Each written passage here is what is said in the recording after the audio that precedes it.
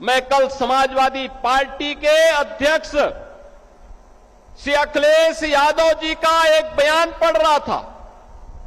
वो कह रहे थे कि उनकी सरकार आएगी तो अयोध्या को धार्मिक नगरी बनाएगी। अरे आप क्या धार्मिक नगरी बनाएंगे? आपने तो अपना इतिहास देखे, राम भक्तों पर गोली आप ही के लोगों ने चलाई थी, आप ही की सरकार ने चलाई थी, समाजवादी पार्टी की सरकार ने।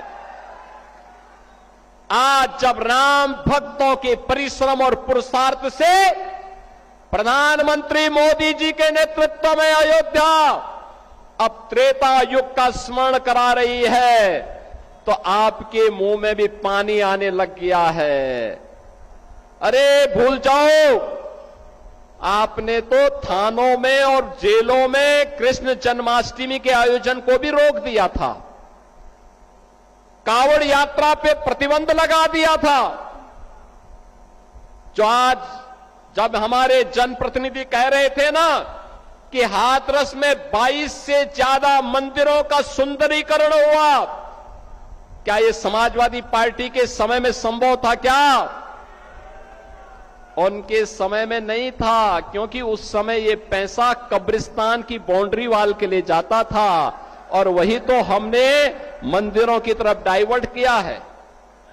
वही पैसा हमने इधर भेजा है कि कब्रिस्तान की आवश्यकता नहीं, मंदिर आस्था के केंद्र हैं। अखिलेश जी, अयोध्या को तो राम भक्तों ने सजा और संवार दिया है, आप उसकी चिंता मत करिए, पश्चाताप करिए, एक बार रामलला का दर्शन कर लीजिए, कम से कम इसी से और सद्बुद्धि आएगी।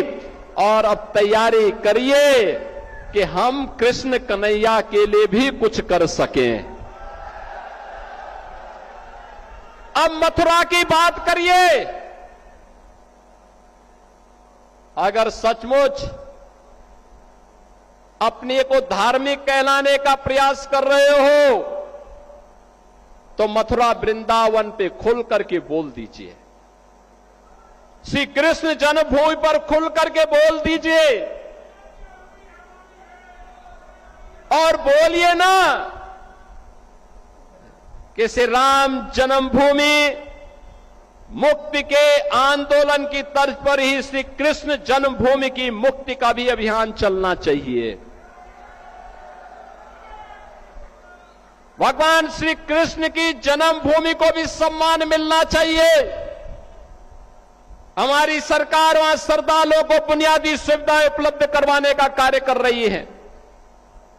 युद्ध स्तर पर हम प्रयास कर रहे हैं,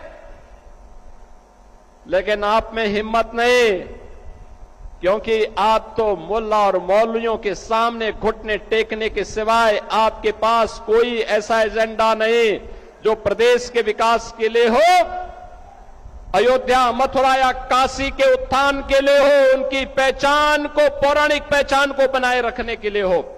ये धूल झोंकने का काम मत करो।